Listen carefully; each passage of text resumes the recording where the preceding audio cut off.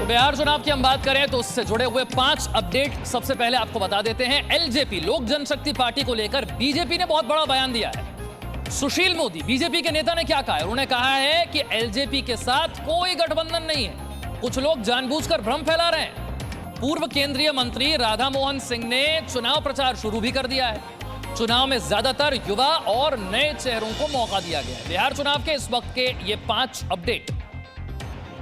ब्रिजेश हमारे साथ ज्यादा जानकारी के साथ पटना से जुड़ गए हैं। ब्रिजेश, सुशील मोदी का बयान क्या संकेत है?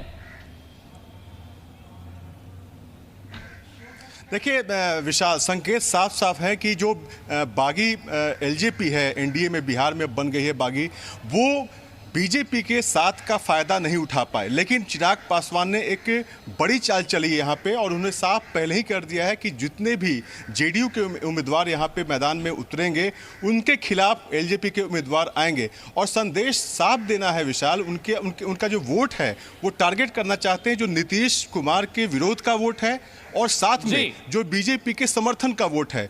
हर क्षेत्र में उस वोट को अपने कब्जे में वो करना चाहते हैं और लाख कोशिश कर लें, लेकिन जिस तरीके से बीजेपी के जिनका टिकट बीजेपी से नहीं मिला वो बागी होके एलजेपी के टिकट पे चुनाव लड़ रहे हैं, वो मैदान में ये साबित करेंगे कि वो बीजेपी के साथ हैं और बीजेपी का जो वोट है उन्हीं को मिलना चाहिए। विशाल, बहुत बहुत शुक्रिया ब्रिजेश इस जानकारी के लिए। बिहार चुनाव में लगातार बाहुबलियों का बोलबाला रहा है, लेकिन इस बार राजनीति में शुचिता की मांग उठ रही है और कई युवा ईमानदार छवि के लोग उन्हें टिकट दिया जा रहा है। ऐसा ही एक मुकाबला मोकामा में होने वाला है, जहां पर बाहुबली से एक साधु का मुकाबला है। बिहार बदलने लगा है, जहां लोकतंत्र की शुरुआत जिस वैशाली और पाटलिपुत्र से हुई थी, उस बिहार में फिर से लोकतंत्र करवट बदल रहा है। राजनीति के अपराधीकरण से सिसकते बिहार में अब ईमानदारी और स्वच्छ राजनीति का उजाला दिखने लगा है, क्योंकि इस बार चुनाव में बेदाग छवि के लोगों को उम्मीदवार बनाने में प्राथमिकता दी जा रही है। इस बार मोकामा से बाहुबली अनंत सिंह के खिलाफ नीतीश कुमार ने शांत और साधु स्वभाव के राजीव लोचन को टिकट दिया है। साधु के रूप में पहचान रखने वाले राजीव लोचन नारायण सिंह उर्फ अशोक नारायण के पिता अटल बिहारी वाजपेयी के बेहद करीबी थे। अटल बिहारी वाजपेयी जब बिहार के बाढ़ में एनटीपीसी की योजना का शिलान्यास करवाने आए थे तो राजीव लोचन के पिता से अलग से मुलाकात की थी। राजीव लोचन लगातार बीजेपी या जेडीयू के लिए काम करते रहे हैं। राजीव लोचन यूं तो मोकामा में चिर परिचित चेहरा नहीं है, लेकिन बीजेपी और जेडीयू के ज्यादातर कार्यकर्ता उन्हें भली भांति जानते हैं।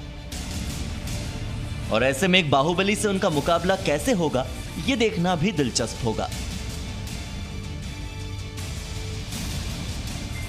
इस बार बिहार चुनाव में बाहुबलियों पर शिकंजा कसने के लिए चुनाव आयोग भी पूरी तरह से तैयार है। इस बार चुनाव में बाहुबलियों को अपने आपराधिक रिकॉर्ड की जानकारी देनी होगी। मतदाताओं का आपराधिक रिकॉर्ड की जानकारी बाहुबली खुद बताएंगे।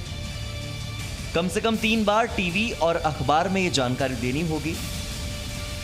बाहुबलियों पर प्रशासन विशेष सर्विलांस रखेगा और संवेदनशील इलाकों में ज्यादा सुरक्षा बलों की तैनाती भी की जा रही है। इस बार चुनाव में स्वच्छ छवि के उम्मीदवारों की मांग बढ़ी है। हालांकि अभी भी चुनाव में आपराधिक छवि वाले उम्मीदवारों को ज्यादा टिकट मिले हैं, लेकिन इस बार के बिहार चुनाव में यह साफ दिखने लगा है कि स्वच्छ और ईमानदार छवि के लोग अब मतदाताओं को पसंद आएंगे। Bureau report, ji media. Presenting B News app available on Google Play and App Store. Download it now.